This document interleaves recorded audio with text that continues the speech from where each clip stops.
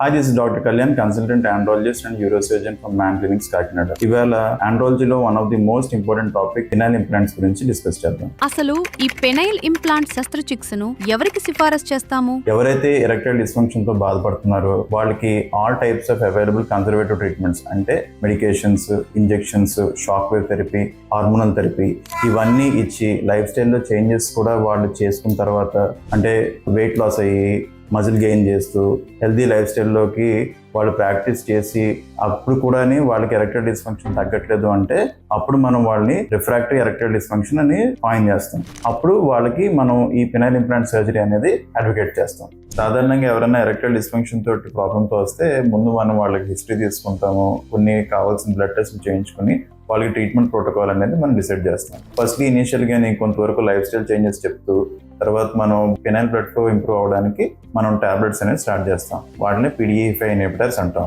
మనం కామన్ గా వాడేవి 3 టైప్స్. ఒకటి సిల్డినాఫిల్, ఒకటి టెడాలిఫిల్, ఒకటి అవనాఫిల్. ఇవి కొంతమంది ఇండివిజువల్స్ కి కొన్ని టాబ్లెట్స్ వల్ల బెటర్ రిజల్ట్స్ ఉంటాయి. సో అందు గురించి ఏ టాబ్లెట్ బెటర్ గా ఉంటుందో అన్నది మనం చూసుకుని ఆ టాబ్లెట్స్ స్టార్ట్ చేసి డోసింగ్ అనేది అడ్జస్ట్మెంట్ చేసుకుంటాం. And any bad habits like smoking, alcohol ఉంటాయి అవి క్విట్ చేయమని మనం సజెషన్ ఇస్తాం. ఇవన్నీ ఇచ్చిన పేషెంట్ కి ఒక డౌన్ ది లైన్ ఒక 6 months వరకు కూడా మనం అన్ని లైఫ్ స్టైల్ చేంజెస్ ఆయన అన్ని పాటిస్తూ అప్పుడు కూడా ఆయనకి ఒక సాటిస్ఫాక్టరీగా రిజల్ట్ రాలేదనుకుంటే మాత్రం మనం పెనైల్ ఇంప్లాంట్ సర్జరీ అనేది అడ్వకేట్ చేయొచ్చు. పెనైల్ ఇంప్లాంట్ సర్జరీ చేయడానికి ముందు రోగి ఆరోగ్య పరిస్థితి ఎలా ఉండాలి? ఫస్ట్లీ పెనైల్ ఇంప్లాంట్ చేసే ముందు మనం ఫస్ట్ చూసుకోవాల్సింది ఒకవేళ పేషెంట్ డయాబెటిక్ అయితే ప్రాపర్ గా డయాబెటిస్ కంట్రోల్ లో ఉందా లేదా అన్నది ఫస్ట్ ఇంపార్టెంట్ ప్రీరిక్విజిట్ పాయింట్. ఎందుకంటే బ్లడ్ షుగర్స్ ఎక్కువ ఉన్న అన్కంట్రోల్ డయాబెటిస్ ఉంటే పెట్టిన ఇంప్లాంట్ ఇన్ఫెక్ట్ అయ్యే అవకాశం ఉంటుంది. పెనైల్ ఇంప్లాంట్ సర్జరీలో మోస్ట్ డ్రెడెడ్ కాంప్లికేషన్ ఏమైనా ఉన్నది అనుకుంటే అది పెట్టిన ఇంప్లాంట్ ఇన్ఫెక్ట్ అవ్వడం. సో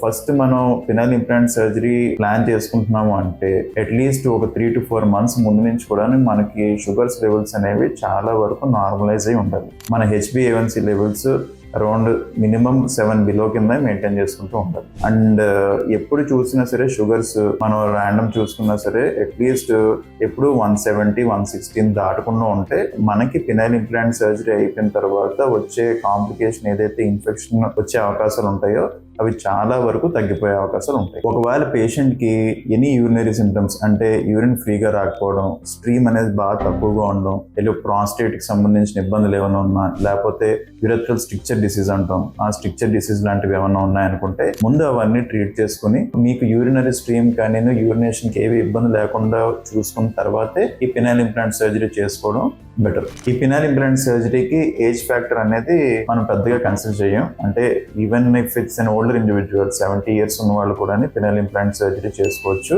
దానివల్ల ఏ ఇబ్బంది ఉండదు.